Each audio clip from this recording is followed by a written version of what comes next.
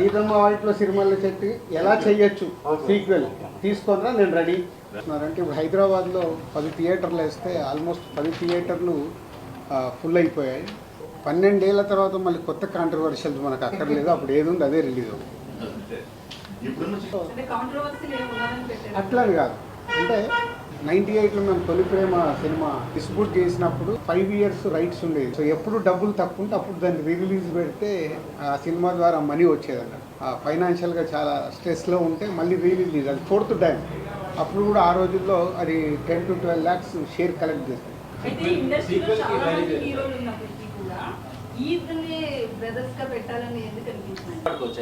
కాదు మీరు ఎట్లుంటుందంటే మీ మీడియా వాళ్ళది మాకు డబ్బులు మిగిలిన సినిమాలేమో ఇలా మాట్లాడతారు. సీతమ్మ వాటిలో సిరిమల్ల చెట్లు ప్రొడ్యూసర్కి నాకు డబ్బు మిగిలింది, సినిమాకు ఉన్న ప్రతి డిస్ట్రిబ్యూటర్కు డబ్బు మిగిలింది. సీతమ్మ వాటిలో సిరిమల్ల చెట్టు రిలీజ్ దిస్ ఫ్రైడే. అంటే ఈ రిలీజ్ అనేది నాకు ఒక చేసినప్పుడల్లా ఒకటి గుర్తుకొస్తుంది. 98లో మేము తొలి ప్రేమ సినిమా డిస్ట్రిబ్యూట్ చేసినప్పుడు అప్పుడు అది మాకు 5 ఇయర్స్ రైట్స్ ఉండేది. సో ఎప్పుడు డబ్బులు తక్కువ ఉంటే అప్పుడు దాన్ని రిలీజ్ పెడితే ఆ సినిమా ద్వారా మనీ వచ్చేదన్న. అలా ఒకసారి అమృత సినిమా ఫ్లాప్ అయినప్పుడు ఫైనాన్షియల్గా చాలా స్ట్రెస్లో ఉంటే మళ్ళీ రిలీజ్, అది 4th టైం. అప్పుడు కూడా ఆ రోజుల్లో అది 10 to 12 lakhs షేర్ కలెక్ట్ చేస్తుంది. అంటే అప్పటి రోజులన్నింటినీ మిరాకిల్ డేస్. అలాంటిది ఇప్పుడు కూడా ఆడియన్స్ వాళ్ళ రిలీజ్ పెడుతుంటే ఎంత ఇంట్రెస్ట్గా థియేటర్కి వస్తున్నారంటే ఇప్పుడు హైదరాబాద్లో 10 థియేటర్లు వేస్తే ఆల్మోస్ట్ 10 థియేటర్లు ఫుల్ అయిపోయాయి. సో అంటే మేము నిర్మాతలుగా ఆలోచించుకోవాల్సింది జనాలు థియేటర్కి రావట్లేదు అనేది ఒక స్టేట్మెంట్ ఎప్పుడు జరుగుతూ ఉంటుంది. ఓటీటీలో ఉంది, ఈరోజు సీతమ్మ వాటిలో సిరిమల్ల చెట్టు ఓటీటీలో ఉంది, ఆల్రెడీ చూసేశారు. అయినా ప్రేక్షకులు రావడానికి ఇంట్రెస్ట్ చూపిస్తున్నారంటే ఒక మంచి కాంటెంట్ మళ్ళీ వెళ్దామని వస్తున్నారు. అలాగే మహేష్ బాబు గారు అభిమానులు కావచ్చు, వెంకటేష్ గారు అభిమానులు కావచ్చు, థియేటర్కి వెళ్ళి ఈ సినిమాని ఒక ఆ బ్రదర్స్ మధ్య ఉన్న మూమెంట్స్ని ఎంజాయ్ చేద్దామని ఇన్ని థియేటర్లు ఫుల్ చేశారంటే చాలా హ్యాపీగా ఉంది. హ్యాపీ కంటే హ్యాపీనెస్తో పాటు నాకు ఐడియాలజీ, ఓహో అంటే మనం మంచి సినిమాలు తీయటానికే ఫైట్ చేయాలి, ప్రేక్షకులు థియేటర్కి వస్తారని రిలీజ్ కూడా ప్రూవ్ చేస్తున్నాయి. సో ఇది మీతో షేర్ చేసుకుందాము అని ఈరోజు ప్రెస్ మీట్ పెట్టడం. అలాగే ఆంధ్రాలో ఎవ్రీవేర్ వేసిన దగ్గర డే 1 60% 70% అడ్వాన్స్ బుకింగ్లో ఉన్నాయి. మోస్ట్లీ ఫ్రైడే కల్లా అవి రన్నింగ్ ఫుల్స్ అయిపోతాయి. సో అలాగే సుదర్శన్ 35mm సెకండ్ డే కూడా 8th రోజు కూడా 4 షోలు ఫుల్ అయ్యాయి. అంటే చాలా ఒక మళ్ళీ సినిమా రిలీజ్ చేస్తుంటే ఒక ఉండే హ్యాపీనెస్ కనిపిస్తుంది మాకు ఈ సినిమా ద్వారా. So I'm also watching on 7th morning 8 o'clock show. మళ్ళీ 12 ఏళ్ల తర్వాత థియేటర్లో సినిమా చూసి ఎంజాయ్ చేయాలని అనిపిస్తుంది. So I'm going to Sudarshan 35mm 8 o'clock show. And media వాళ్ళు మీరు కూడా వెళ్ళి 12 ఏళ్ల తర్వాత మళ్ళీ ఇద్దరు బ్రదర్స్ వస్తున్నారు కాబట్టి ఎంజాయ్ చేయండి.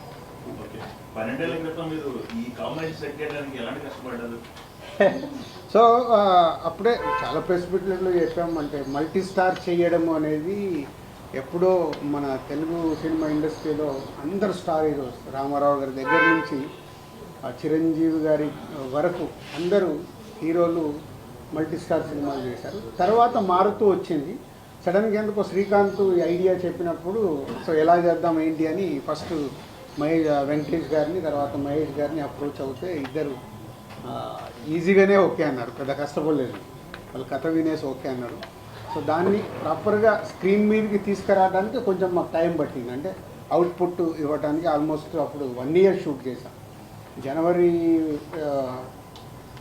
2012 జనవరిలో మొదలు పెడితే 2013 సంక్రాంతికి రిలీజ్ చేసాం. అంటే ఆల్మోస్ట్ 1 year జర్నీ అది షూటింగ్ ప్రాసెస్. ఇద్దరు కాబట్టి అన్నీ బ్యాలెన్స్ చేయాలి, అన్నీ చూడాలి, ఆ బ్యూటిఫుల్ మూమెంట్స్ వర్క్ అవ్వాలి. కాబట్టి ఈరోజు ఇవాళ రిలీజ్ కూడా అంతా వాల్యూ.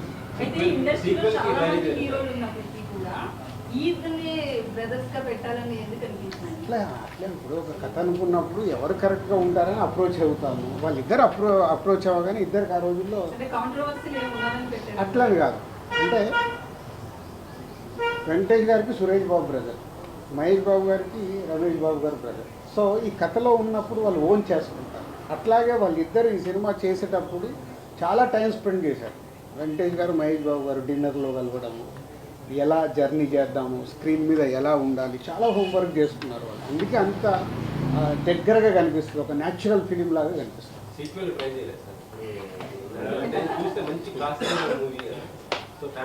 ఇప్పుడు నువ్వు సినిమా చూసావు, మళ్ళీ 7th రోజు చూడు, దాంట్లోకి ఏదైనా ఐడియా దొరికితే వచ్చి చెప్పు. ఊరికే కథ చెప్తా అంటావు కదా, ఆపరిస్తున్నా.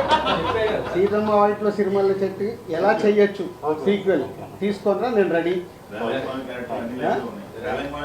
అందరు క్యారెక్టర్లలో ఉంటాయి, దొరుకుతుంది. దొరికిందనుకో తప్పే లేదు. ఏమో టర్నింగ్ పాయింట్ అదేనేమో, అందుకే రిలీజ్ అవుతుందేమో. ట్రై. చాలా లాంగ్ గ్యాప్ తర్వాతకి మల్టీ స్టార్ తీశారు. కానీ అప్పట్లో వచ్చిన టాక్ అవన్నీ అయితే మంచి పేరు వచ్చింది, మంచి సినిమా తీశారనే ఇది వచ్చింది. కమర్షియల్గా అప్పుడు అంత పే చేయలేదు మీకు అనేది ఒక టాక్. దాని గురించి ఇప్పుడు మాట్లాడుకోవచ్చు. ఏం కాదు, మీరు ఎట్లుంటుందంటే మీ మీడియా వాళ్ళది, మాకు డబ్బులు మిగిలిన సినిమాలేమో ఇలా మాట్లాడతారు. సీతమ్మ వాటిలో సినిమాల చెట్లు ప్రొడ్యూసర్కి నాకు డబ్బు మిగిలింది, సినిమాకు ఉన్న ప్రతి డిస్ట్రిబ్యూటర్కు డబ్బు మిగిలింది. అంటే అప్పట్లో ఉన్న టాక్ మంచి పేరు వచ్చింది, పెద్ద హీరోలను పెట్టి సినిమా తీశారు, అంత బాగుంది. కానీ కమర్షియల్గా అంత పే కాలేదు. మళ్ళీ అదే చెప్తున్నా లక్ష్మణ, 12 ఏళ్ళ తర్వాత నేను మాట్లాడుతున్నా. డే 1 మీలాంటి వాళ్ళు అంటే నేను అందరినీ కలపట్లేదు, అద్భుతంగా ఉంది అని మార్నింగ్ షో అయిపోయాయని చెప్పిన మీడియా వాళ్ళు ఉన్నారు. అబ్బా 2 హీరోల్ని పెట్టుకొని ఏందండి ఇలా తీశారు, ఇంకా మేము ఏమిదో ఎక్స్పెక్ట్ చేసాము. అది మీరు ఎక్స్పెక్ట్ చేశారు, మా తప్ప ఎందుకు అవుతుంది?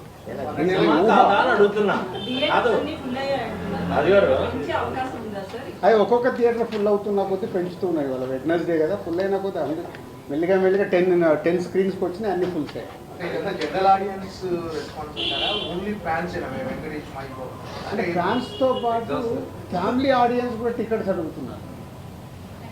సో ఫ్యామిలీ ఆడియన్స్ అడుగుతున్నారంటే వాళ్ళు కూడా థియేటర్కి వెళ్ళి ఎంజాయ్ చేద్దాం. ఇంట్లో టీవీలో పెట్టుకోవచ్చు కదా, కానీ బిగ్ స్క్రీన్లో చూసే మ్యాజిక్, ఆడియన్స్తో పాటు ఫుల్ క్రౌడ్లో చూసే మ్యాజిక్ టీవీలలో మనం దీంట్లో చూస్తే రాదు. చాలా ఫుటేజ్ ఉంది కానీ ఏమీ యాడ్ చేయట్లేదు.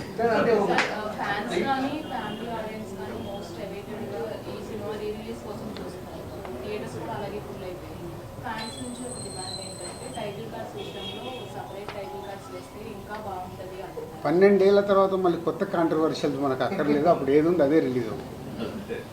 ఇప్పుడున్న సిచ్యువేషన్లో ఎలాంటి సినిమా చేయాలంటే మీ బ్యానర్లో అలాంటి ప్రయత్నం చేయమంటే చేస్తారు? అంటే కూడా చేస్తాను. నాకు ఛాలెంజ్ ఉంటేనే కిక్, ఛాలెంజ్ లేకుండా లైఫ్లో కిక్ ఏముంటుంది. సార్ అయితే ఇలా మాట్లాడుతూ తొలి ప్రేమ సినిమా గురించి డబ్బులు అవసరమైనప్పుడల్లా రిలీజ్ అన్నారు సార్. ఇప్పుడు ఈ సినిమా విషయంలో ఎందుకు రిలీజ్ చేస్తున్నారు సార్? Just for enjoyment. కాదు ఏం లేదు, పక్కన 300 కోట్ల సినిమా వచ్చింది, మర్చిపోయావా ఏంటి? అప్పుడే సంక్రాంతి లేదు, ఎంజాయ్మెంట్ ఏంటంటే ఒక హ్యాపీనెస్. దీని ద్వారా ఎంత డబ్బు వస్తుంది ఏంటని మనీ కాదు, ఆ రోజుల్లో మనీ. ఎందుకంటే అప్పుడు ఆడియన్స్కి చూడటానికి కూడా సినిమా లేదు, ఎప్పుడైనా టీవీలో వస్తే చూడాలి. అప్పుడు ఇంత పైరసీ లేదు, ఇప్పుడు పైరసీ ఉంది, ఓటీటీలో ఉంది, టీవీలో ఉంది. ఇవన్నీ దాటి కూడా థియేటర్కి వస్తున్నారంటే ఫర్ ఓన్లీ ఎంజాయ్మెంట్. మన బొమ్మరిల్ రిలీజ్ అయ్యేప్పుడు నేను వెళ్ళా థియేటర్కి, ఫస్ట్ టైం చూసాను రీ రిలీజ్. ఇక్కడ విజిల్స్ కొడుతున్నారు, పాట వస్తే లేచి డ్యాన్స్ చేస్తున్నారు. అంటే అలా 3 గంటలు ఎంజాయ్ చేద్దామని ఫిక్స్ అయిపోయి థియేటర్కి వస్తున్నారు రీ రిలీజ్ అంటే. మొన్న బాంబే వెళ్తే కూడా హిందీ సినిమా ఒకటి 45 crores గ్రాస్ కలెక్ట్ చేసింది మన రీ రిలీజ్లో. అంటే ఇదొక ట్రెండ్ స్టార్ట్ అయింది. రిలీజ్ ట్రెండ్ వల్ల ఆ వారం రిలీజ్ అయ్యే కొత్త సినిమాలకు ఇబ్బందికరంగా డిస్ట్రిబ్యూటర్గా అంటే ఆ వారం కొన్ని చిన్న సినిమాలు రావచ్చు, వాళ్ళకి ఇలాంటి సినిమాలు రిలీజ్ చేయడం వల్ల కొంచెం అట్లా కాదు. ప్రేక్షకులు నీకు కావాల్సింది అదిగా హెడ్లైన్. ఇప్పుడు ప్రేక్షకులు కోరుకుంటేనే కదా 10 థియేటర్లు ఫుల్ అయ్యాయి. ఎందుకు ఫుల్ అయ్యాయి? అడ్వాన్స్ బుకింగ్గా ఈరోజు 10 థియేటర్లు ఫుల్ అయ్యాయంటే ఎందుకు? ప్రేక్షకులు కోరుకునేది మనం ఇవ్వాలి, కానీ ప్రేక్షకులు కోరుకుంది మనం ఎంత పెద్ద సినిమా ఇచ్చినా వాళ్ళకి నచ్చలేదనుకో బాయ్ బాయ్ చెప్తున్నారు మార్నింగ్ షోస్. దానికి తోడు మీ సోషల్ మీడియా ట్రోలింగ్ మామూలుగా ఉందా, నాశనం చేసే వరకు వదిలిపెట్టట్లేదు. సో వ్యవస్థలో ఉంది, మనం ఎవరిని అనలేము. సో ప్రేక్షకులు రెడీగా ఉన్నప్పుడు మనం ప్రేక్షకులు ఎంజాయ్ చేస్తామంటే మీరు ఎంజాయ్ చేయొద్దు, మీరు ఈ సినిమా చూడండి అంటే చూస్తారా? ఖాళీగా ఇంట్లో కూర్చుంటారు. చూడు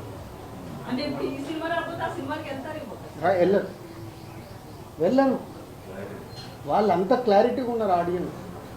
ఇవాళ స్టార్ సినిమాకి అనుకున్న రేంజ్లో ఓపెనింగ్ రావట్లేదు అంటే ఎందుకు రావట్లేదు? ఎందుకు రావట్లేదు? యా. ఎలా డిసైడ్ అవుతున్నారు? టీజరు ట్రైలర్తో నాకు ఫిక్స్. అరే దీనికి వెళ్దాం. మీకు అన్నిటికంటే విచిత్రం ఏంటంటే ఈరోజు సినిమా ఆన్లైన్ ఓపెన్ చేయగానే డిసైడ్ అయిపోతుంది. ఏ రేంజ్లో బుకింగ్ ఉందంటే ఆ సినిమా హైప్ ఉందా లేదా ఇక్కడే తెలిసిపోతుంది. మా డిస్ట్రిబ్యూటర్లో కూడా అందుకే హైప్ లేదనుకో, సార్ 10 లక్షల షాటు 20 లక్షల షాటు తెలిసిపోతుంది. మాకు సినిమా రిలీజ్ అయ్యి రిజల్ట్ అక్కర్లా, ఆన్లైన్ ఓపెన్ చేయగానే మన సినిమా రేంజ్ ఏంటి అనేది ఇక్కడే ఫిక్స్ 4 రోజుల ముందే. అంత అడ్వాన్స్గా ఉంది ఆడియన్స్. మీరు నెగిటివ్ ఆలోచించాల్సిన అవసరం లేదు, బీ పాజిటివ్. దానికి ప్రొడ్యూసర్లని, డైరెక్టర్లని, హీరోలని ప్రిపేర్ చేయండి. మన సినిమా ఇక్కడే డిసైడ్ అవుతుంది. దానికోసం మేము ఫైట్ చేయాలి. నెగిటివ్ దాంట్లో జర్నీ చేయాల్సిన అవసరం లేదు. మంచి దానికోసం ఫైట్ చేస్తే మంచి కాంటెంట్ వస్తుంది. నాకు సీతమ్మ వైట్లో సినిమాల చెట్టు రిలీజ్లో నేను ఇన్స్పైర్ అవుతున్నాను. అరే ఆడియన్స్ రావట్లేదని నేను భయపడాల్సిన అవసరం లేదు. మొన్నే సంక్రాంతికి వస్తున్నాము, సెన్సేషనల్ హిట్ అయింది.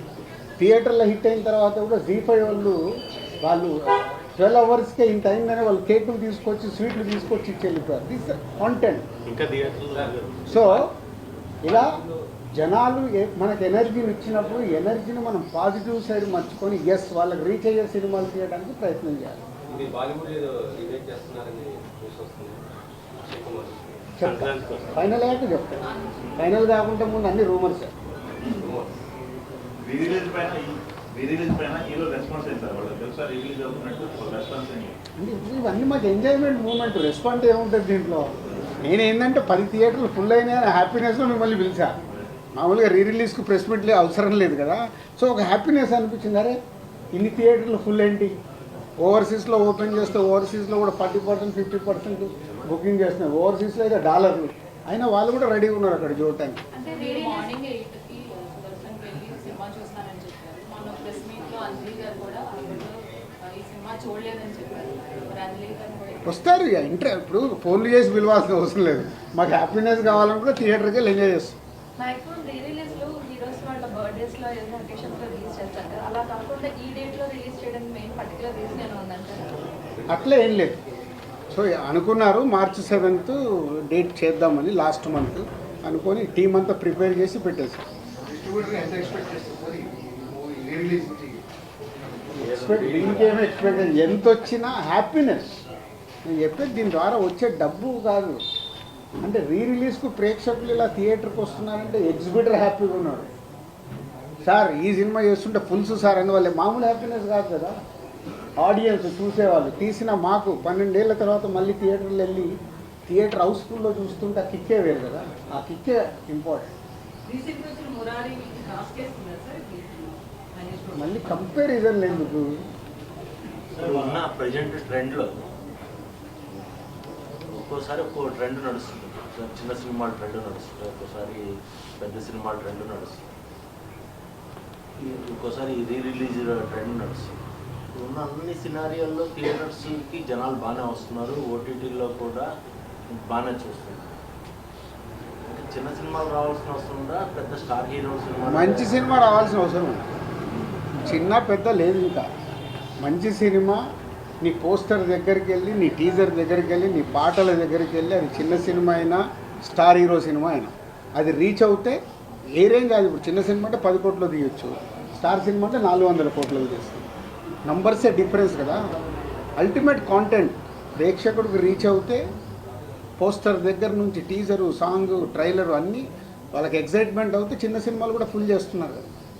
పెద్ద సినిమాలు అంటే మన సంక్రాంతికి వస్తున్నాం, మన తండేలు బాగుంది. తర్వాత ఈ డబ్బింగ్ సినిమాలు, ఒకప్పుడు డబ్బింగ్ సినిమాల మీద మొన్న ఆడింది కదా డబ్బింగ్ సినిమా కూడా ఆడుతుంది కదా. డబ్బింగ్ సినిమాలు కూడా డ్రాగన్ డబ్బింగ్ సినిమాలు కూడా బాగా వస్తున్నాయి. డబ్బింగ్ కాదు, డబ్బింగ్ కాదు, డబ్బింగ్ కాదు. డ్రాగన్ సైమల్టేనియస్ కాదు ఓకే ఓకే. డబ్బింగ్ సినిమాలు వస్తుంది. డబ్బింగ్ సినిమాల వల్ల తెలుగు సినిమాల పర్సంటేజ్ ఏమన్నా తగ్గుతుందా? అదేముండదు. అరే అక్కడ థియేటర్లు ఖాళీగా ఉంటే మళ్ళీ పర్సంటేజ్ అంటారంటే మరి మా థియేటర్లలో సినిమాలు లేవు.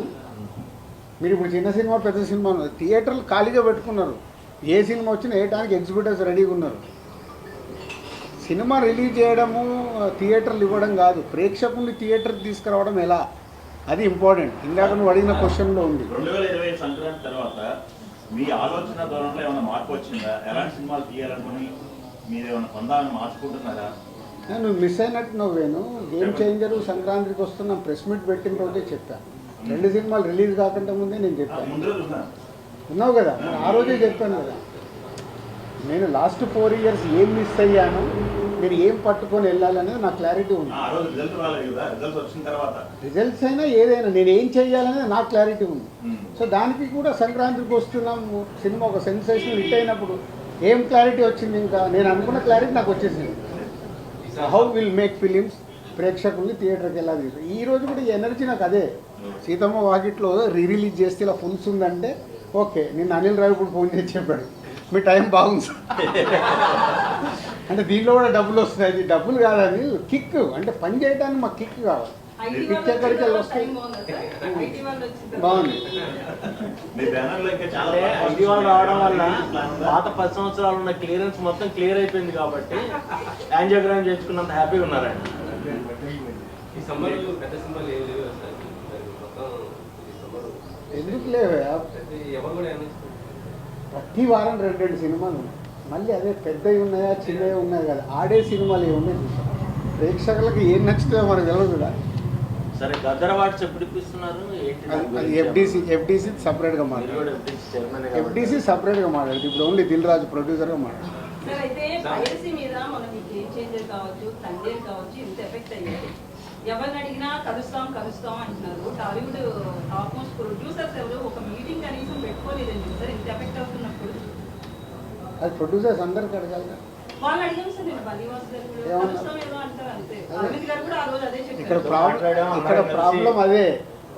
ఆ వారం రిలీజ్ అయిన వాళ్ళకే నొప్పి, తర్వాత పట్టించుకోరు.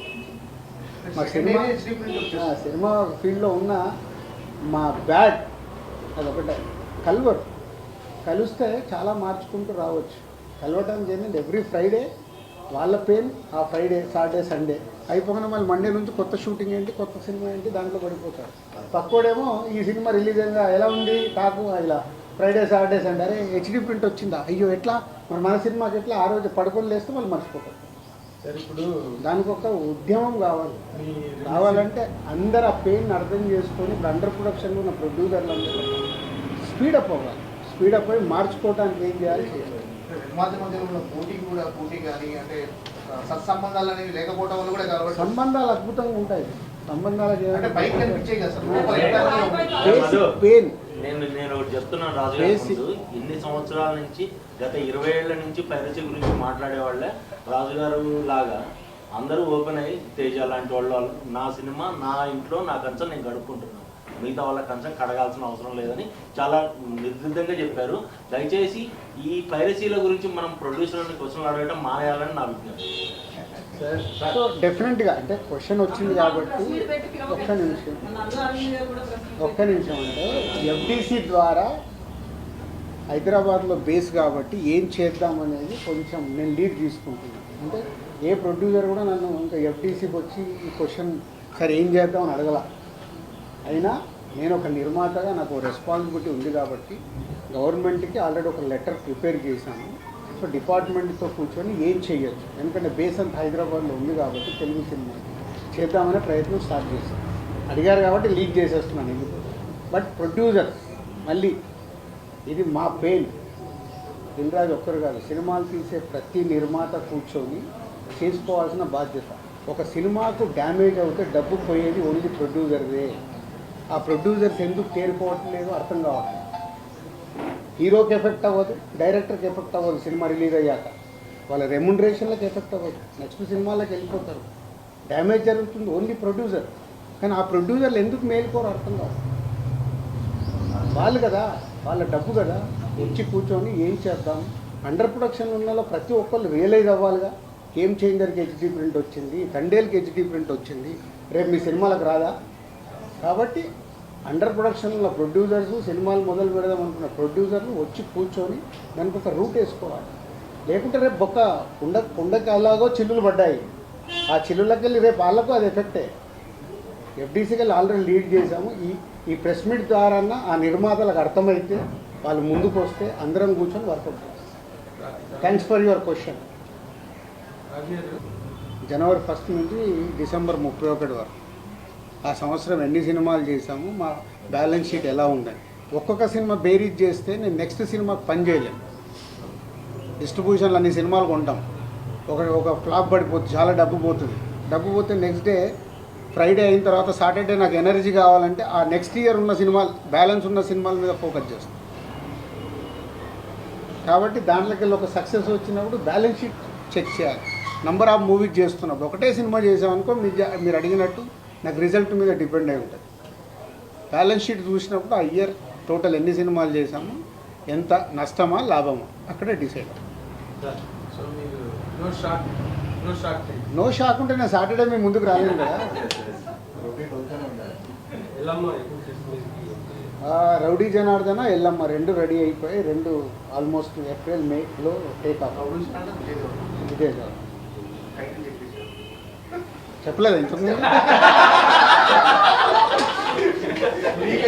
Okay, Rowdy Janardhana Vijay Devarakonda cinema title, Yellamma Nithin title. Only Hyderabad లోనేనా అండి Sita market? No everywhere, world wide. యుఎస్లో ఆల్సో బుకింగ్. నేనంటే 10 థియేటర్లు అయినాయి అంటున్నారు కదా, ఇక్కడ మాత్రమే హౌస్ఫుల్ ఇక్కడ 5 రోజుల ముందు హౌస్ఫుల్ అయ్యాయి. సో ఇప్పుడు ఇంకా ఫ్రైడే కాబట్టి ఇంకా 2 days ఉన్నాయి కదా, ఇప్పటికి బయట 60-70%లో ఉన్నాయి, రన్నింగ్లో ఫుల్ అయిపోతాను. మొన్న సంక్రాంతికి వస్తున్న సినిమాకి క్లోజ్ అయిపోయిన థియేటర్లు కూడా ఓపెన్ అయ్యే సినిమా గురించి విన్నాం సార్. అయ్యాయి అయ్యా మరి ఆ థియేటర్కి ఇస్తారా ఈ సినిమా? అంటే అది మళ్ళీ నా ఏరియా కాదండి, అది కింది వరకు ఎవరి దాళ్ళు అది డిస్ట్రిబ్యూటర్ చూస్తాడు, ఎక్కడేస్తున్నారంటే మాకు ఇన్ఫర్మేషన్. Okay, thank you.